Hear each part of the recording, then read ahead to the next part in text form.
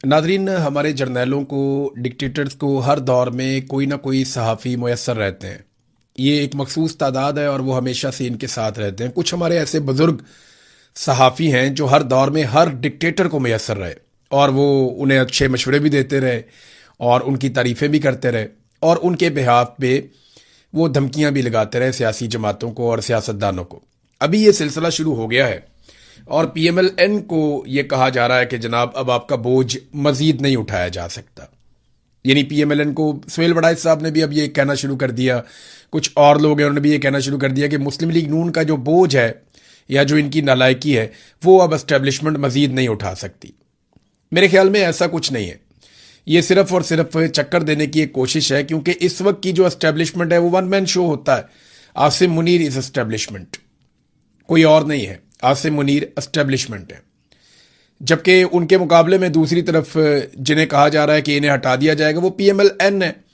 तो ये तो एक दूसरे की इंश्योरेंस पॉलिसी है। हाँ, ये मुमकिन है कि आसिम मुनीर साहब बतौर एस्टेब्लिशमेंट कमज़ोर हो जाए और मिलिट्री एस्टेब्लिशमेंट ज़्यादा आगे चली जाए, या पाकिस्तान की फ़ौज के अंदर मौजूद जर्नैलों को ये लगना शुरू हो जाए कि बेड़ा ही गर्क हो गया, इदारे का भी बेड़ा गर्क हो गया, यानी बहुत बदनामी हो गई, पूरा पाकिस्तान हमसे नाराज़ है, हमने पाकिस्तानियों को नाराज़ भी कर लिया, अपनी बहुत जो इज्जत थी उसको भी हमने ख़राब किया और उसके अलावा आवाम के साथ अपना ताल्लुक भी हमने बहुत बुरी तरह ख़राब कर लिया, पाकिस्तान की मईशत भी तबाह बर्बाद कर दी और वो केक जिसमें से सब अपना अपना हिस्सा लेकर खाते थे वो केक ही बहुत छोटा रह गया। पाकिस्तान की मईशत सुकड़ गई और सुकड़ के बहुत छोटी रह गई। तो उस वक्त ये होता है नॉर्मली। परवेज मुशर्रफ को भी शटअप कॉल मिली थी, इससे पहले और जर्नैल हैं उनको भी शटअप कॉल मिलती रही है कि जनाब बस कर दो, अब पूरा इदारा और मुल्क तबाह बर्बाद हो गया, आपके खेल अब हम और बर्दाश्त नहीं कर सकते। वो सिचुएशन अलग होती है। लेकिन अब जो मुख्तलिफ टाउट्स हैं जो मिलिट्री एस्टेब्लिशमेंट के करीब काम करते हैं, हमेशा से उनकी गुड बुक में रहते हैं, वो अब पीएमएलएन को आंखें दिखाना शुरू हो गए, जनाब आपका बोझ हम नहीं उठा सकते। मेरे ख्याल में बोझ पीएमएलएन का नहीं है, बोझ पीपल्स पार्टी का भी नहीं है, बोझ कभी पाकिस्तान तहरीक इंसाफ भी नहीं थी। इस मुल्क के ऊपर जो असल बोझ है वो पाकिस्तान की मिलिट्री एस्टेब्लिशमेंट और जर्नैलों के गलत फैसले और इक्तदार में रहने की जर्नैलों की ख्वाहिश है। यह है इस मुल्क के ऊपर असल बोझ, और कोई बोझ नहीं है। 78 साल से हमने पाकिस्तान की एस्टेब्लिशमेंट का बोझ उठाया हुआ है। यह बोझ पाकिस्तान की कौम के ऊपर से उतर जाए ना तो हमारी कमर सीधी हो जाए और फिर हम बतौर कौम तरक्की की तरफ आगे बढ़ सकते हैं। लेकिन एस्टेब्लिशमेंट ने हमें जकड़ के रखा है। मिसाल के तौर पे ये अमारदी जान साहब ने बड़ा अच्छा डाटा पेश किया और ये बड़ा इंटरेस्टिंग है। यानी माशी तबाही हो गई पाकिस्तान की, आधा पाकिस्तान गुर्बत की लकीर से नीचे चला गया, पाकिस्तान में बेरोजगारी के सारे रिकॉर्ड टूट गए, पाकिस्तान में कम तरीन सरमायाकारी के सारे रिकॉर्ड टूट गए, पाकिस्तान के अंदर से तमाम मल्टीनेशनल कंपनियां मुल्क को छोड़ छोड़ कर जा रही हैं, लोग पाकिस्तान से सरमाया निकाल कर भाग रहे हैं, पाकिस्तान में कोई पैसा लाने के लिए तैयार नहीं है। ये सारी चीजें जिस वक्त हो रही हैं उस वक्त हमारी मिलिट्री से जुड़े जो कारोबार हैं वो कहां जा रहे हैं? सिर्फ वो मुनाफे में जा रहे हैं। पूरा पाकिस्तान खसारे में जा रहा है। अभी रेलवे की रिपोर्ट आई मेरे पास, रेलवे खसारे में जा रहा है। अरबों रुपए का खसारा रेलवे का हो गया इस साल भी, और वो खसारा शो भी किया गया। पीआईए खसारे में जा रहा था, बेच दिया। रेलवे खसारे में जा रहा है, स्टील मिल खसारे में जा रहा है। पाकिस्तान का हर इदारा, हर चीज खसारे में जा रही है। अगर खसारे में नहीं जा रहा तो पाकिस्तान फौज के जो कारोबार है वो खसारे में नहीं जा रहे। बारली जान साहब ने इसके ऊपर कुछ डाटा पेश किया। उनके फौजी फाउंडेशन के असास से $6 अरब, मैं उनका एक क्लिप देख रहा था, फौजी फाउंडेशन के असास से $6 अरब तक पहुंच गए हैं। पाकिस्तान एक एक अरब डॉलर के लिए तरसता है, तड़पता है, मांगता है, कशकोल लेकर फिरता है। और पाकिस्तान के अंदर ही एक इदारा है जो फौज का झैली इदारा है और वो अपने कारोबार में इतना आगे बढ़ गया, इतना आगे बढ़ गया कि $6 अरब उसके पास अब असासे हैं, इससे ज्यादा के। जबकि 9 मजीद इदारे हैं जो फौज के जेर निगरानी चलते हैं या फौज के ही कंट्रोल में हैं, उनके असासे $1 अरब से जायद है। इनकी भी एवेल्युएशन हुई है। तो आप यहां से अंदाजा करें ना कि कितनी तरक्की कर रहे हैं वो तमाम इदारे जो मिलिट्री एस्टेब्लिशमेंट के साथ जुड़े हैं, और ये पैसा कौम को नहीं मिल रहा, इसमें कौम को कोई हिस्सा नहीं मिलता। अच्छा, ये तरक्की कैसे करते हैं? ये भी एक अलग मॉडल है।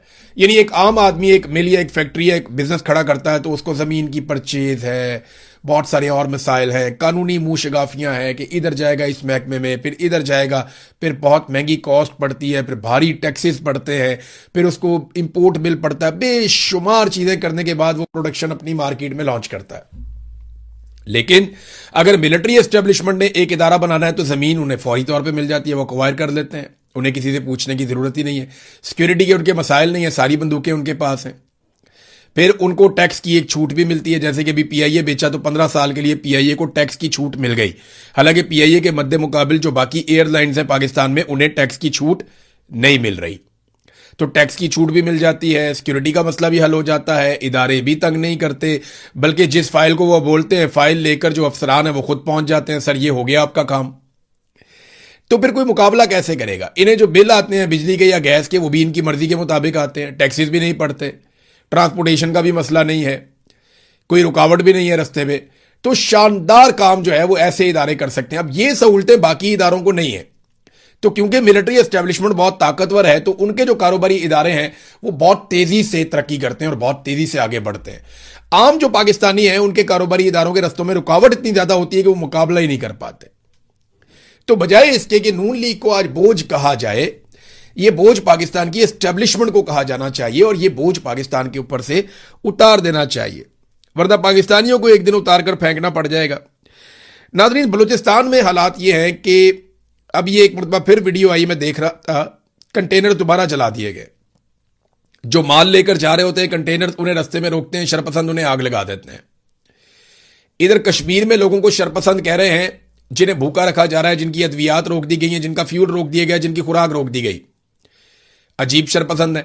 और उधर बलूचिस्तान में जो लोग आग लगा के चले जाते हैं उनके खिलाफ कार्रवाई कोई नहीं है। मारंग बलोच को, मासूम को जेल के अंदर बंद किया हुआ है सिर्फ इसलिए कि वो अपने लोगों के लिए हकूक मांग रही है। वो ये कहती है कि अगर किसी मुजरिम को आपने पकड़ा तो आप उसको अदालत में पेश करें, आप मावराए अदालत उसका कत्ल नहीं कर सकते। आपने अगर किसी मुजरिम को पकड़ा, आप अदालत के अंदर उसको पेश करें ना, आप उसे गैर कानूनी तौर पे मावराए अदालत कत्ल करके उसकी लाश को बिगाड़ के, मसकशुदा लाश आप कैसे फेंक सकते हैं किसी इलाके में लोगों को खौफजदा करने के लिए? फिर जबरी गुमशुदगी क्या चीज होती है? आपने किसी को गिरफ्तार करना है, कानून के मुताबिक गिरफ्तार कीजिए, अदालत में पेश कीजिए, साबित कीजिए, सजा दिलवाइए।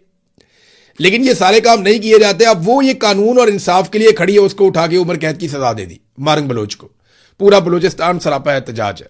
बहरहाल बलूचिस्तान में एक मरतबा फिर कंटेनर जल रहे थे और ये मनाजिर हम देख रहे थे, बहुत ही तकलीफ दे मनाजिर हैं। जो रिलीफ पाकिस्तानियों को मिलना चाहिए वो पाकिस्तानियों को हुकूमत देने के लिए तैयार नहीं है। मैं अभी जाऊंगा जरा आज़ाद कश्मीर के मामले पे भी, जो बीबीसी ने उनकी रिपोर्ट की, बीबीसी को जो है वो अब दीवार के साथ लगाया जा रहा है। कोशिश की जा रही है कि बीबीसी ने ये रिपोर्ट क्यों की। देखें, बीबीसी से बहुत सारे इख्तलाफात भी रहे हैं।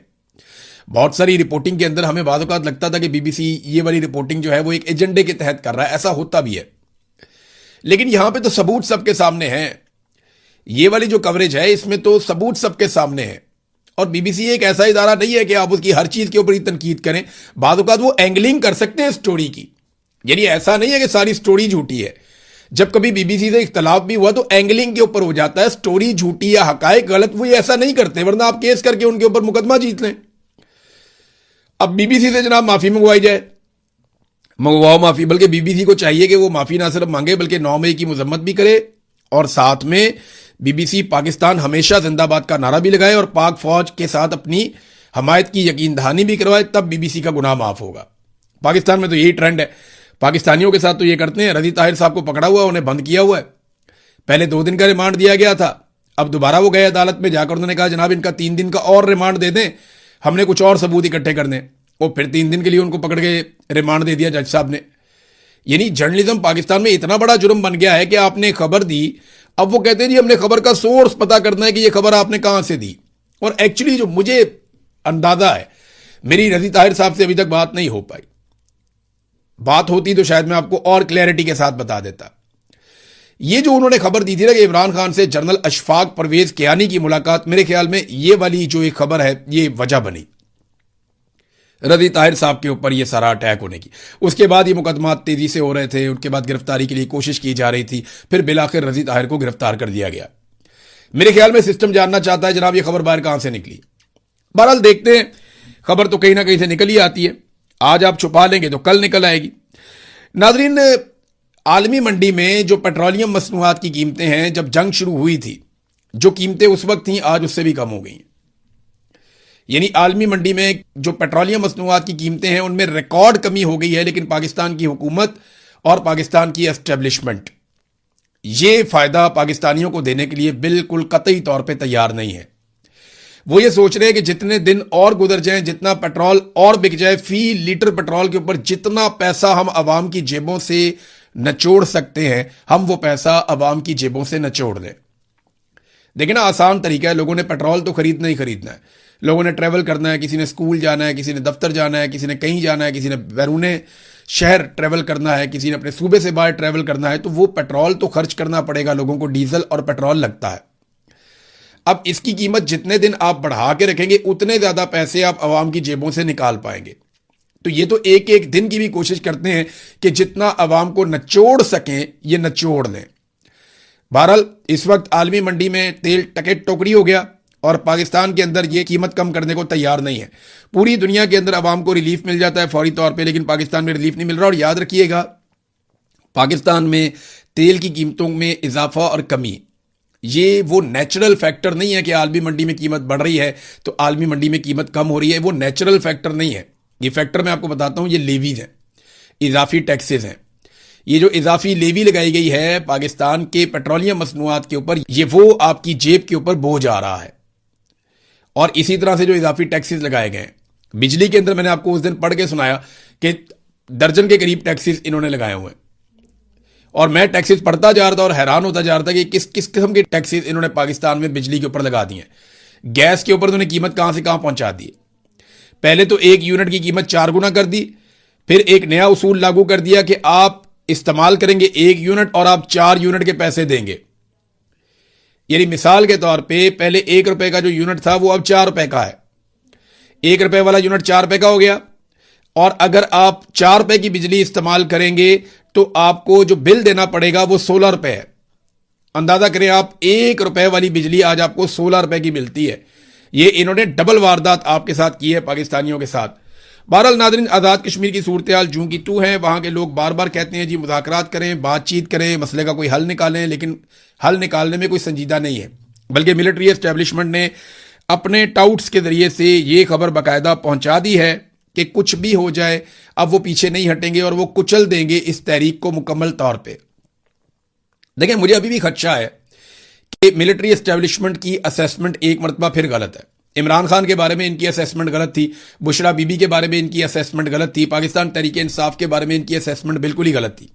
इन्हें लगा मारेंगे कुटेंगे लोग अपना रवैया बदल देंगे, मारेंगे कुटेंगे तो लोग अपनी सोच बदल देंगे और हम बड़े आराम से चीज़ों को कंट्रोल कर लेंगे। तो वो तो इनसे हुआ नहीं। इमरान खान के बारे में इनकी असेसमेंट थी 2-4 दिन में टूट जाएगा। इमरान खान 3 साल से जेल में पड़ा है, बदतरीन तशद्दुद करके देख लिया, ज़हनी टॉर्चर करके देख लिया, बहुत बुरे हालात में इमरान खान को रख के देख लिया, टके का फायदा नहीं हुआ। आसिम मुनीर साहब अपनी ताकत के जोर से, अपनी बंदूक के जोर से, पूरी फोर्स को इस्तेमाल करने के बावजूद जो लोग नहीं टूटते थे उनको नहीं तोड़ पाए। खासतौर पर जो खवातीन हैं, उन्होंने रेजिलियंस की एक मिसाल कायम की है पाकिस्तान में, हमने इससे पहले कभी नहीं देखा। आप यास्मीन राशिद साहिबा को देख लें, आप तैयबा राजा साहिबा को देख लें, आप आलिया हमजा साहिबा को देख लें, इमरान खान की अहलिया बुशरा बीबी, उन्होंने क्या कहा था? इमरान खान की अहलिया बुशरा बीबी ने कहा था कि मैं इमरान खान की कमजोरी नहीं बनूंगी, मैं इमरान खान की ताकत बनूंगी। और उन्होंने अपना वादा या अपना दावा सच साबित करके दिखाया। आप सनम जावेद को और फलक जावेद को देख लें, क्या ये खवातीन, इनको तोड़ा जा सका? आप वो भुट्टा साहिबा को देख लें, उनको तोड़ा जा सका? बेशुमार और खवातीन हैं, क्या किसी एक खातून को भी तोड़ा जा सका? या किसी एक खातून को भी ये इमरान खान से दूर ले जा सके? जिन्होंने टूटना था या छोड़ना था, उन्होंने बगैर किसी तशद्दुद के ही छोड़ दिया था। लेकिन तशद्दुद ऐसा टूल नहीं है जिससे आप खवातीन को तोड़ें। आप ना तो यास्मीन राशिद को तोड़ पाएंगे, जो बाकी खवातीन मैंने नाम लिया आप उनको भी नहीं तोड़ पाएंगे। ये तो पॉलिटिकल खवातीन है ना।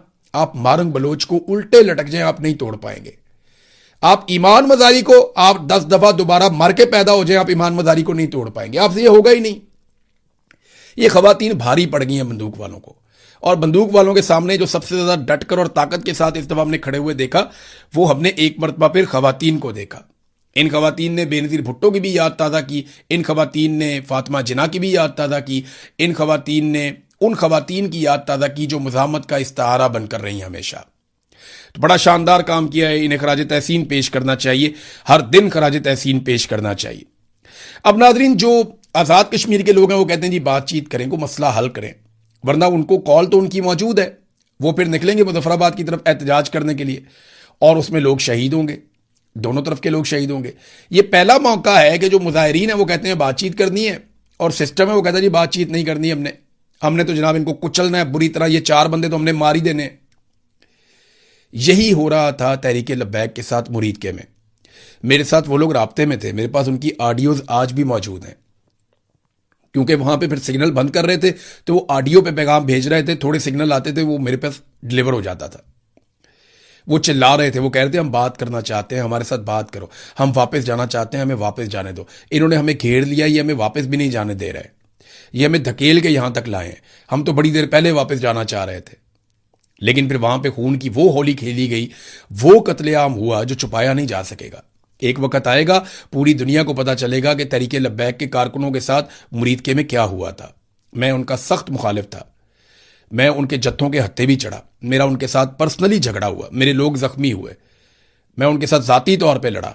लेकिन इसके बावजूद मैं आपको यह कहूंगा कि जो जुल्म और ज्यादती आप लोगों ने उनके साथ की, ये तारीख का हिस्सा बनेगी। जो मुरीद के में कत्लेआम किया गया, उसके बाद जो रिजवी बरादरान के साथ आज किया जा रहा है, ये किसी सूरत भी जायज नहीं है, कोई कानून इसकी इजाजत नहीं देता। यानी अमेरिका जो है वो वॉर एंड टेरर के खिलाफ जा रहा था, लेकिन ग्वांतानामो बे जो जेल थी या अबू गरीब जेल है, उसको कभी किसी ने तस्लीम नहीं किया, उन मजालिम को कभी जस्टिफाई कोई कर नहीं पाया। तो आप ये नहीं कर पाएंगे, आप जस्टिफिकेशन नहीं दे पाएंगे। मैं हैरान हो रहा था शहबाज शरीफ का स्टेटमेंट देख के। ये शहबाज शरीफ का आप स्टेटमेंट तो चेक करें। तशद्दुद का निशाना बनने वाले मुतासरीन के साथ मुकम्मल यकजहती का इजहार करते हैं। अक़वाम मुत्तहिदा, आलमी बरादरी और इंसानी हकूक़ की तंजीमें इंसानी हकूक़ की खिलाफ वर्जियों के मुर्तकिब अफराद का एहतसाब यकीनी बनाएं। शहबाज शरीफ का तशद्दुद के शिकार अफराद की हमायत के आलमी दिन पर पैगाम। यार वैसे शर्म भी नहीं आती इनको स्टेटमेंट देते हुए। जितना तशद्दुद शहबाज शरीफ ने करवा दिया, इमरान खान की आंख ज़ाया करवा दी। मैं ज़ाती तौर पर, ये वज़ीर आज़म था शहबाज शरीफ, जब मुझे उठा लिया था आसिम मुनीर रजीम ने, मुझे ISI ने उठा के वो टॉर्चर किया, आप सोच नहीं सकते। रोजाना वहां पे लोगों पे बदतरीन टॉर्चर किया जाता था, चीखों की आवाजें आसमान तक जाती थी। वहां पे इतना बदतरीन तशद्दुद होता था ISI के हुकूमत खाने में। ये शहबाज शरीफ को शर्म भी नहीं आती। बदतरीन टॉर्चर हमने देखा यहां पे, खवातीन के ऊपर टॉर्चर किया गया, मर्दों के ऊपर टॉर्चर किया गया, घरों में घुसकर टॉर्चर किया गया। 4 मरतबा ये कत्लेआम कर चुके हैं पाकिस्तानियों को, और कितने टिले मुंह के साथ ये दुनिया को कह रहे हैं जनाब हम तशद्दुद के खिलाफ हैं। जितना तशद्दुद आपने पाकिस्तानियों पे किया ना, पाकिस्तान की तारीख में नहीं हुआ। इतने आंसू गैस की शेल पाकिस्तान में सालों में नहीं चलते थे जितने आपने एक एक इवेंट पे चला दिए।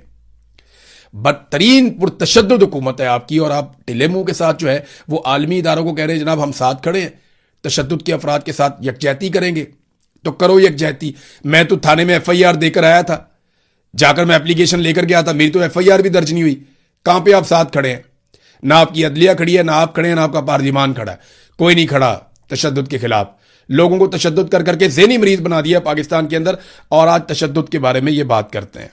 कैसे बात कर सकते हैं?